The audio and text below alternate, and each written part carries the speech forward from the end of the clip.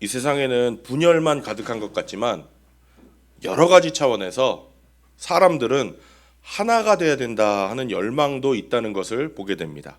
국가적인 차원에서 또 지역적인 차원에서 가족적인 차원에서 사람들은 근본적으로 하나가 되어보려는 마음을 가지고 있습니다.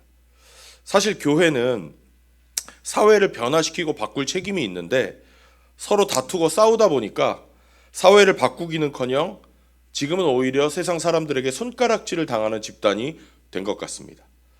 이런 모습을 한탄하면서 한국교회가 하나 돼야 됩니다 하는 목소리가 여기저기서 계속해서 나오고 있습니다. 가정도 그렇죠.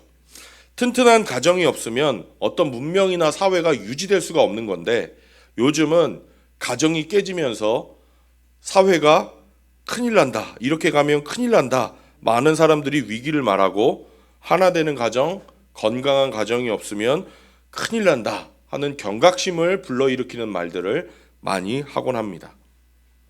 누구나 이런 말에 다 동의하지만 그렇다면 구체적으로 어떻게 하면 하나가 될 수 있는지에 대해서는 뾰족한 방법이 없는 것 같습니다.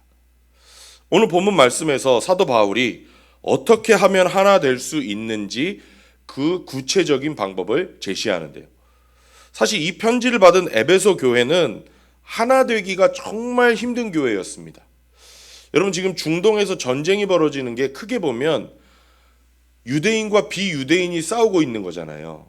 이 당시 에베소 교인도요, 유대인과 비유대인이 섞여 있었습니다. 우리가 지금 한국 사람끼리만 여기 모여 있으니까 그렇지, 만약에 한국 사람과 외국인이 섞여 있는 교회라고 생각해 보세요.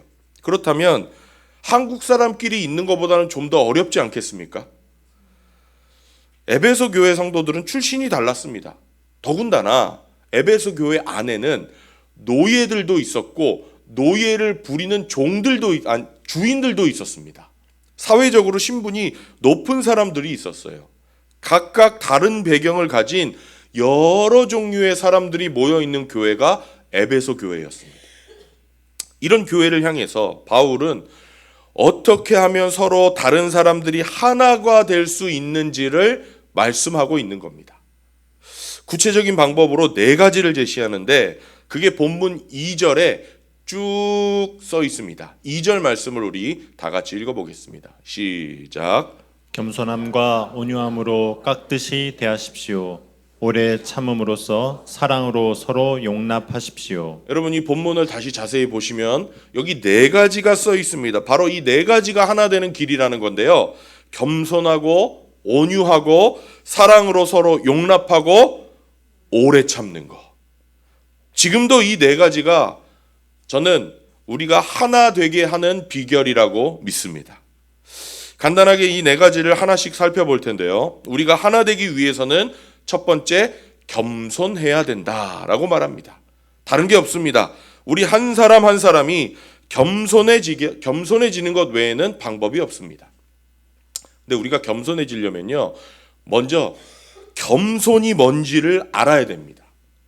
무조건 다른 사람이 나보다는 낫다, 나는 다른 사람보다 못하다, 나는 할 줄 아는 게 별로 없다, 우리 한국 사람들이 이렇게 자주 말하잖아요. 이게 겸손이 아닙니다. 이거는 자기 비하입니다. 참된 겸손은 자기의 모습을 있는 그대로 객관적으로 보고 평가할 수 있는 것이 참된 겸손입니다. 자기의 모습을 있는 모습 그대로 객관적으로 보고 평가하는 것, 이게 겸손입니다. 우리는 자기 자신의 중요성, 또 내가 얼마나 옳은지 이것에 대해서는 항상 과대평가하는 경향이 있습니다. 그렇죠? 여러분, 그렇지 않습니까? 우리는 늘 내가 할 도리는 다 했고 나는 항상 옳다라고 생각합니다. 그래서 관계에 문제가 생기면 내 잘못이에요? 다른 사람 잘못이에요? 항상 다른 사람이 잘못됐고 다른 사람이 자기 할 도리를 안 했다고 분노합니다. 겸손하다는 것은 이런 착각에서 벗어나서 나 자신의 모습을 있는 그대로 보는 것, 잘하는 것과 못하는 것을 객관적으로 볼 수 있고 자신의 장점과 단점을 객관적으로 볼 수 있는 거, 이게 진정한 겸손입니다. 그러면 우리가 어떻게 나 자신의 모습을 그렇게 객관적으로 볼 수 있는가?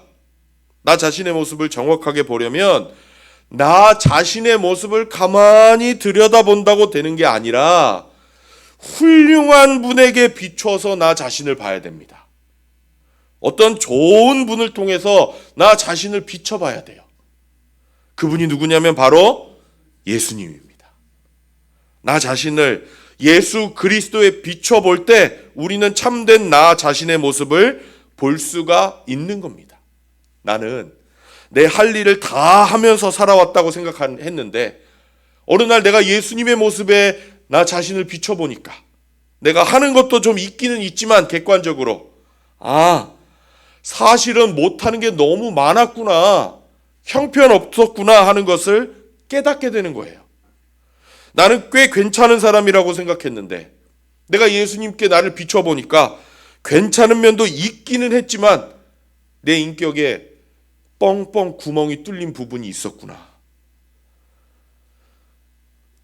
이렇게 자기 모습을 객관적으로 보기 시작하면서 겸손해질 때 어떻게 되느냐, 비로소 다른 사람들의 장점이 눈에 들어오기 시작합니다.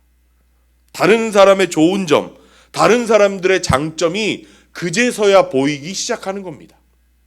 다시 말씀드립니다. 우리가 하나 되려면 겸손해야 됩니다.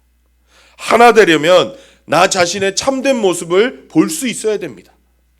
내가 보는 내가 아니라, 과장된 눈으로 보는 내가 아니라, 착각 속에서 보는 내가 아니라 예수 그리스도의 모습에 비춰서 나의 참된 모습을 보는 것, 이게 진정한 겸손입니다. 그래서 내가 잘하는 것도 있지만 못하는 게 또 얼마나 많은지, 내가 좋은 점도 있지만 앞으로 개선해 나가야 될 게 얼마나 많은지, 그러기 시작하면서 다른 사람들의 장점과 좋은 점이 눈에 들어오기 시작할 때, 그때 우리는 하나 될 수 있을 줄로 믿습니다. 우리 성도님들 다 이렇게 겸손해져서 이웃과 하나 되시기를 축원합니다. 우리가 하나 되기 위해서는 두 번째로 온유해야 됩니다. 온유해야 됩니다. 온유하다는 게 뭐냐? 제가 생명의 삶 하면서 온유라는 것은 나에게 능력이 있지만 쓰지 않는 것이다 라고 말씀을 드린 적이 있는데요. 내가 능력이 있지만 쓰지 않는 것. 그런데 어떤 분은 또 온유를 약간 다른 측면에서 정의했더라고요. 헬라적인 배경에서 정의한 건데 저는 그 정의도 맞다는 생각이 듭니다.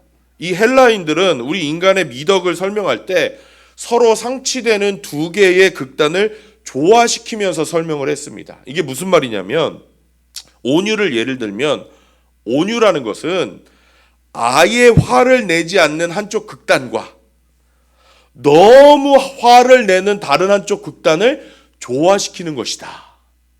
다시 말하면 화내야 될 때 화낼 수 있고 화내서는 안 될 때 화내지 않는 것이 온유다, 이렇게 정의를 하더라고요. 이런 사람이 온유한 사람이다. 저는 이걸 보면서 참 괜찮은 설명이다 라는 생각이 들었습니다. 화내야 될 때 화낼 수 있고 화내서는 안 될 때 화를 안 내는 것. 왜냐? 우리는 무조건 화 안 내는 걸 온유라고 생각합니다. 맞습니까? 우리는 무조건 화를 안 내는 걸 온유라고 생각해요. 그래서 성격 온순한 사람을 온유한 사람이라고 생각합니다. 근데 사실 세상에서 제일 온유한 분이 누구냐면 우리 예수님이거든요. 근데 여러분 성경을 보십시오. 예수님이 화내신 적이 있습니까? 없습니까? 예수님이요, 요즘 표현으로 하면 극대노를 하십니다. 성경에서. 예수님 마태복음 11장에서 직접 이렇게 자신을 얘기하셨어요. 나는 마음이 온유하고 겸손하다. 그리고 그분의 삶을 들여다보면 실제로 제자들이나 아니면 소위 사람들이 손가락질하는 죄인들, 사회 하층민들이 예수님께 어떤 일을 행할 때는 화 안 내셨습니다. 제자들이 예수님께 못난 질문을 해도, 이상한 질문을 해도 예수님 화내지 않으셨습니다. 그냥 가장 많이 하신 게 한탄하신 정도예요. 그런데 이런 예수님이 나는 신앙이 있습니다라고 자부하는 바리새인들을 향해서는 항상 화를 내셨습니다. 특별히 예수님이 죽으시기 며칠 전에 성전에서 짐승을 팔고 돈을 바꿔주는 사람들을 볼 때 너무너무 화가 나서 돈 바꿔주는 테이블, 상을 다 뒤집어 엎으시고 채찍을 직접 손으로 수제작을 하셔가지고 어디서 끈을 가져다가 손으로 예수님이 채찍을 만드셨어요. 그리고 그거를 휘두르면서 사람들을 다 내쫓으셨습니다. 여러분, 예수님이 사랑의 예수님인데 상상이 안 되시죠? 그런 면에서 온유라는 것은 화를 낼 때를 구별할 줄 아는 것이다 라는 말이 저는 맞는 말인 것 같습니다. 우리 삶을 가만히 생각해 봐도 그래서 우리가 하나 되려면 온유해야 되겠구나 하는 게 이해가 됩니다. 부부끼리도요, 간단히 넘어갈 수 있는 사소한 문제가 큰 문제가 보통 되지 않습니까? 그 이유가 뭐예요? 이 온유가 없어서 그래요. 다시 말하면 화낼 때를 구분하지 못해서 그렇습니다. 제가 가만히 생각해 보면 우리 성도님들 부부 사이에 있었던 일을 들어보잖아요. 그러면 듣다 보면 교대로 화를 내면은 이런 일이 없을 텐데 이런 생각이 들어요. 교대로 화를 내면 큰 싸움이 안 되는 일인데 교대로 화를 안 내고 같이 화를 내니까 문제가 되는 게 대부분인 것 같아요. 아내가 화를 낼 때는 남편이 좀 참고 있다가 부인의 화가 가라앉으면 그 다음에 화를 내든지 좀 가라앉은 다음에 차근차근 얘기해도 되잖아요. 또 남편이 화내면 부인은 좀 가만히 있다가 남편이 화가 가라앉으면 좀 나중에 차근차근 따져도 되지 않습니까? 때를 가릴 줄 모르고 같이 화를 내버리니까 작은 다툼이 큰 다툼이 되고 이게 반복되면서 가정생활이 점점 지옥으로 변하는 거 아니겠습니까? 하나 되려면 온유해야 됩니다. 화를 내지 말라는 게 아니에요. 화를 낼 때를 구별할 수 있어야 됩니다. 우리 성도님들 이 온유함 가운데 하나됨을 이루시기를 바랍니다. 우리 하나 되려면 세 번째로 사랑으로 용납해야 됩니다. 사랑으로 용납해야 된다. 사랑이라는 것은요, 상대방의 필요를 채워주는 겁니다. 저는 이게 기독교적인 사랑이라고 믿습니다. 상대방의 필요를 채워주는 것. 그래서 우리가 하나 되려면 용납하면서 사랑하라는 겁니다.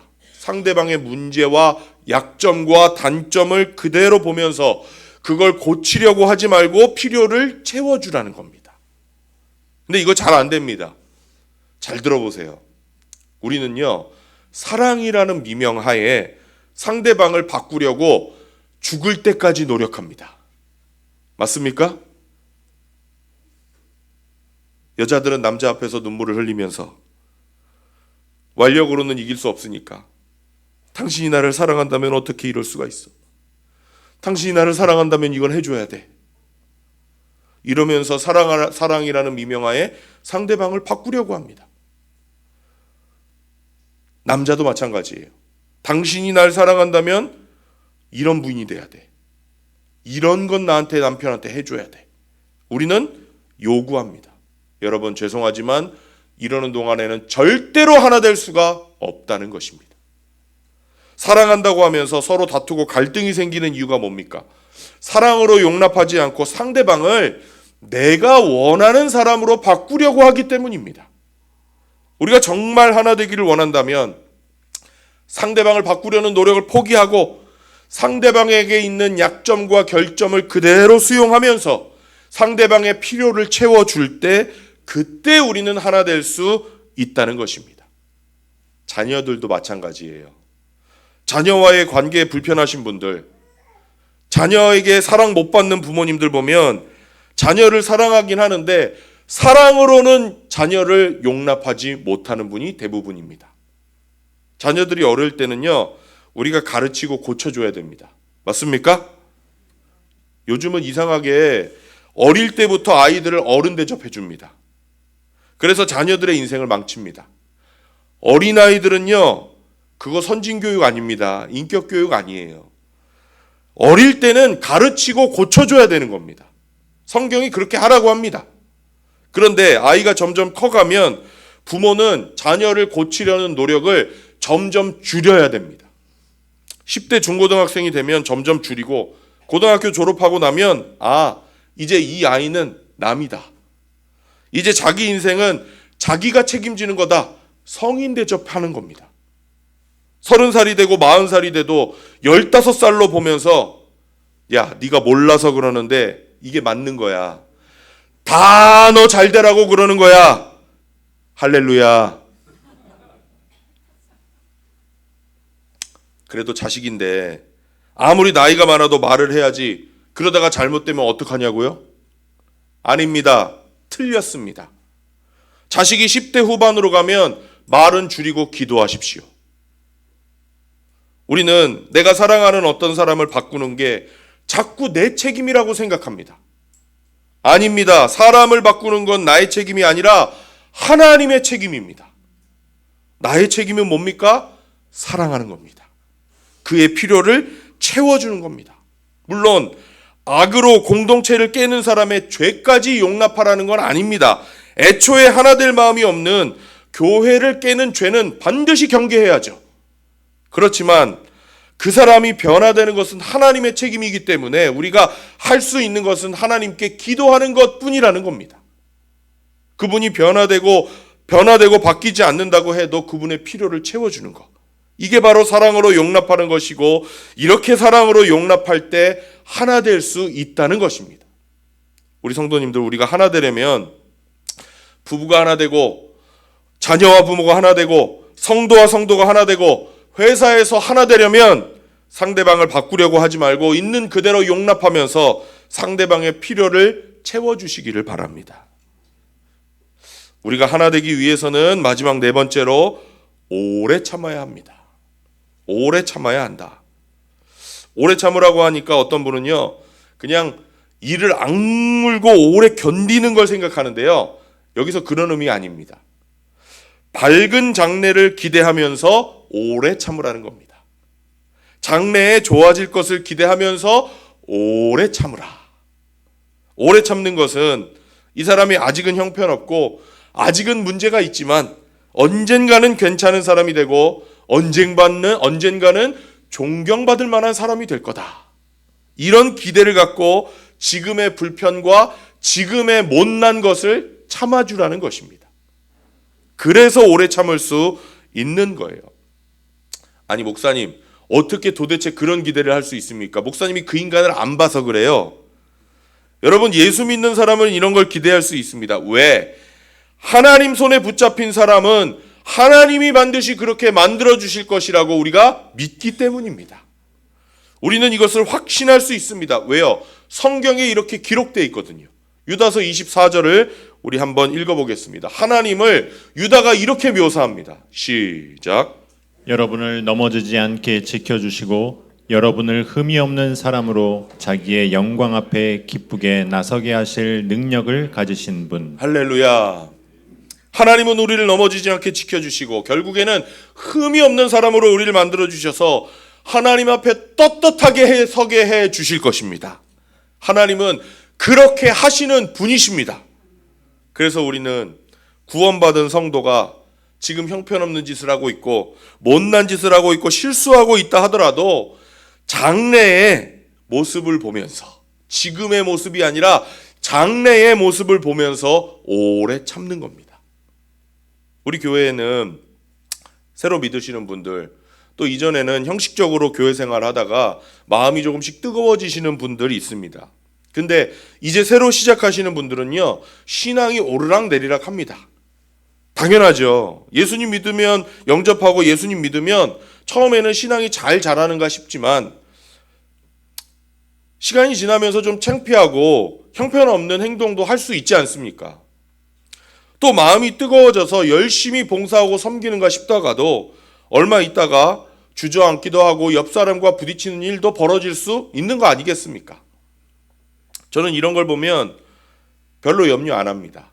화도 잘 안 납니다, 요즘에는. 왜냐하면 사실 저도 그랬고, 그래서 저는 지금의 모습이 아니라 장래의 모습을 상상하게 됩니다. 제 마음속에 항상 이런 생각이 있어요. 에이, 자라는 과정에서는 그럴 수 있지. 언젠가는 괜찮은 그리스도인이 될 거야. 언젠가는 좋은 그리스도의 일꾼이 될 거야. 근데 여러분 그거 아십니까? 저는 긍정적인 인간이 아닙니다. 저는 원래 굉장히 비관적인 사람인데 제 마음속에 이런 낙관적인 생각이 있다는 게 참 저도 신기합니다. 우리 하나 되려면 지금의 모습을 보지 않고 지금은 이렇게 오르락내리락 하지만 언젠가는 건강한 일꾼이 될 것이다. 장래의 모습을 보면서 오래 참는 겁니다. 아내가 남편을 볼 때요, 기대를 갖고 지금의 실수 용납해 주는 거예요. 지금은 여러 가지로 모자라는 점이 많지만, 아내 되신 분들 남편하고 같이 있다면 남편 얼굴 한번 보세요. 지금은 여러 가지로 보세요. 지금은 여러 가지로 모자라는 점이 많지만 언젠가는 정말 내가 의지할 수 있는 남편, 자녀들에게 존경받는 남편, 신뢰받는 남편이 될 것이다. 남편이 아내를 볼 때 기대를 갖고 지금의 실수 오래 참는 겁니다. 남편분들 아내를 보세요. 지금은 내 마음에 안 드는 부족한 게 있지만 언젠가는 정말 자애로운 엄마, 다정한 나의 동반자, 주위 사람들에게 인정받는 아내가 될 것이다. 여러분, 이런 기대를 가지고 참는 것이 오래 참는 것입니다. 우리 성도님들, 지금의 모습을 보지 마시고 하나님이 변화시켜 주실 장래의 모습, 그 영광스러운 모습을 보면서 서로 참아주시고, 그래서 하나됨을 이루는 놀라운 축복을 맛보시기를 바랍니다. 우리가 하나 되는 방법은 이 네 가지입니다. 우리가요, 하나 됩시다, 하나 됩시다 구호를 외친다고 하나 되는 게 아닙니다. 겸손하고 온유하고 사랑으로 용납하고 오래 참는 겁니다. 자, 그러면 결론으로 제가 중요한 질문을 드리겠습니다. 여러분, 이게 쉽습니까? 어렵습니까? 하나 되는 게 쉽습니까? 어렵습니까? 인간적인 생각으로는 어렵습니다. 하나 됩시다, 하나 됩시다. 교회가 수백 년 동안 외쳤지만 하나 되지 못한 이유가 그겁니다. 내 힘으로 우리가 겸손해집니까? 내 힘으로 온유해지나요? 내 힘으로 오랫동안 참을 수 있습니까? 내 힘으로 용납할 수 있습니까? 그런데 예수님을 주님으로 영접한 사람들에게는 이거 어려운 게 아닙니다. 왜냐? 하나가 아닌 걸 하나로 만들려면 힘들지만 하나인 것을 지키는 건 그렇게 힘들지 않기 때문입니다. 예수님을 주님으로 영접한 사람들의 공동체는 이미 하나입니다. 하나로 만들려고 애쓸 필요가 없습니다, 여러분. 이미 하나입니다. 이미 하나 된 것을 지키기만 하면 되는 겁니다. 그래서 바울이 3절에서 이렇게 말씀합니다. 3절 읽겠습니다. 시작. 성령이 여러분을 평화의 띠로 묶어서 하나가 되게 해주신 것을 힘써 지키십시오. 아멘. 하나로 만들라는 게 아니라 성령의 띠로 이미 하나로 만들어 주셨다. 그걸 지키기만 하라는 것입니다. 그래서 주님을 영접한 사람의 가정, 주님을 영접한 사람들이 모인 교회, 주님을 영접한 사람들끼리의 관계는 이미 하나가 되었기 때문에 하나 되는 것이 어렵지 않습니다. 왜? 이미 하나이기 때문입니다. 하나인 이유를 4절에서 설명합니다. 4절 시작. 그리스도의 몸도 하나요 성령도 하나입니다. 이와 같이 여러분도 부르심을 받았을 때에 그 부르심의 목표인 소망도 하나였습니다. 그리스도의 몸인 교회가 하나입니다. 즉 우리가 한 몸입니다. 우리가 한 몸이기 때문에 내 형제 자매가 아프면 내가 아프게 되어 있습니다. 그러니 우리가 어떻게 하나가 되지 않을 수 있겠습니까? 또 같은 소망을 가지고 있는데 어떻게 하나가 안 되겠습니까? 5절 볼까요? 5절 시작.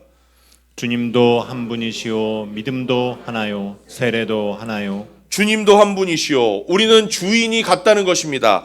같은 주인에게 충성하는 동역자입니다. 믿음도 하나요. 우리가 갖고 있는 믿음의 내용이 똑같습니다. 세례도 하나요. 우리는 다 예수님을 영접하고 세례라는 똑같은 의식을 통해서 성도가 된 사람들입니다. 우리는 이미 하나입니다. 이거를 지키기만 하면 된다는 것입니다.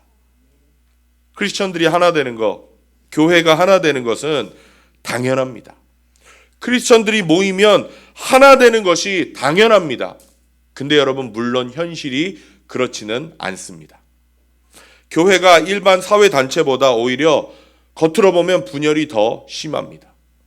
믿는 사람끼리 틀어지면 안 믿는 사람들보다 화해하는 게 더 어렵습니다. 이거 왜 그럴까 제가 생각을 굉장히 20대 때부터 많이 했어요. 안 믿는 사람끼리 싸우고 틀어지잖아요. 그러면 저녁에 만나서 술 한잔 먹으면 풀려요. 근데 예수 믿는 사람끼리 틀어지잖아요. 죽어도 안 풀려요. 천국 가서 만나자 이거예요. 그리고 심지어 이렇게 생각해요. 저 사람 천국 못 갈지도 몰라. 왜 그래요?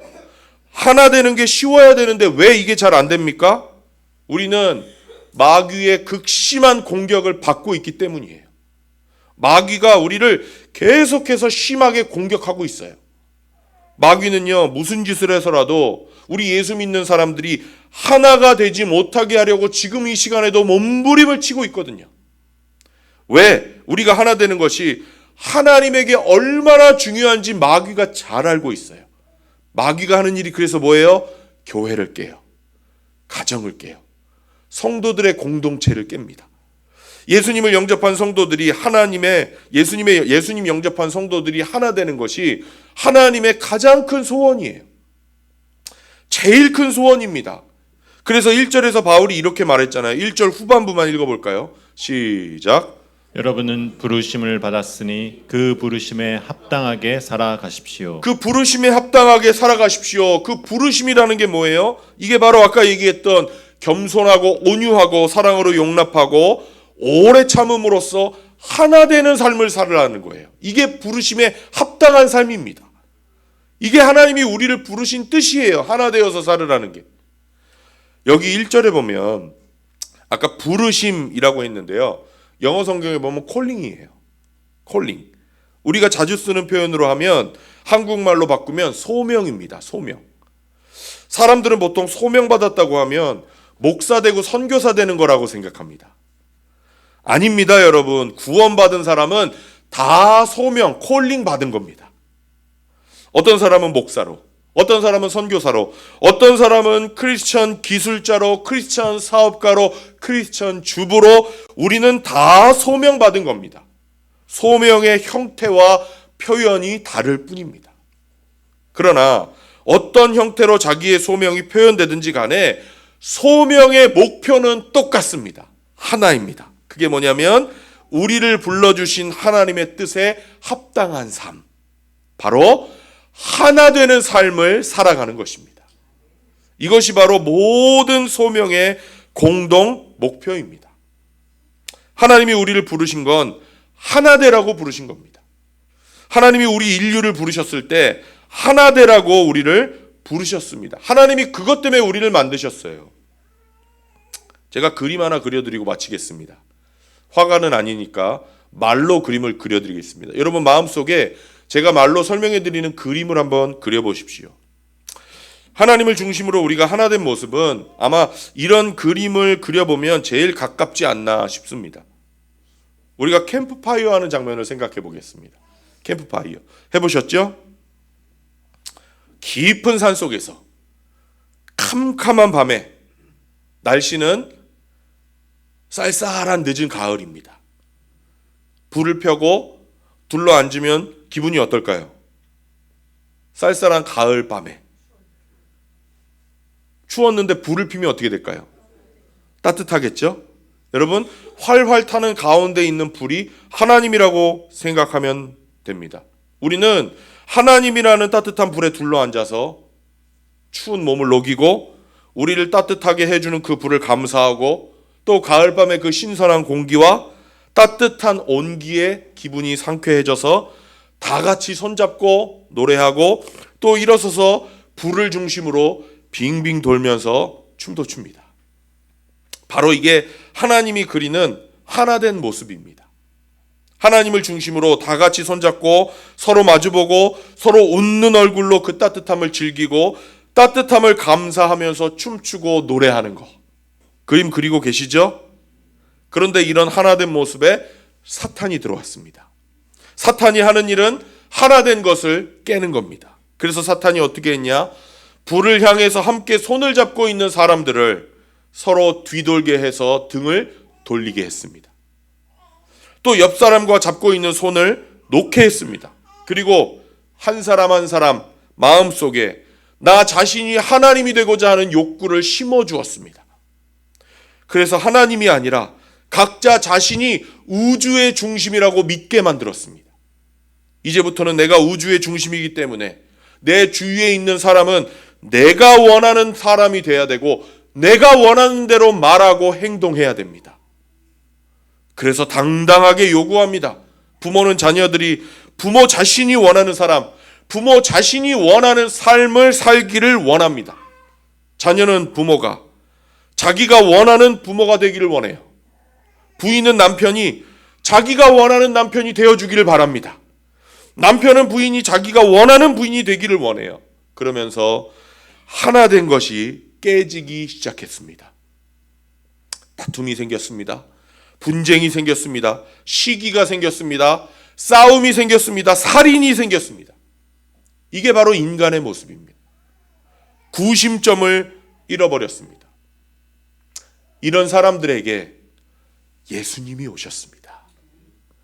사람들을 한 명 한 명 구원해내기 시작하셨습니다. 사람들의 마음속에 그 인생에 하나님을 중요한 분으로, 제일 중요한 분으로 다시 만들어주셨습니다. 하나님이 제일 중요하게 된 사람들끼리 다시 그 캠프파이어 불에 둘러 앉았습니다. 이제 다시 손에 손을 잡고 불을 쳐다보고 있는 겁니다. 그 따뜻함을 즐기고 감사하면서 서로 웃는 얼굴을 쳐다보면서 노래하고 춤출 수 있게 되었습니다.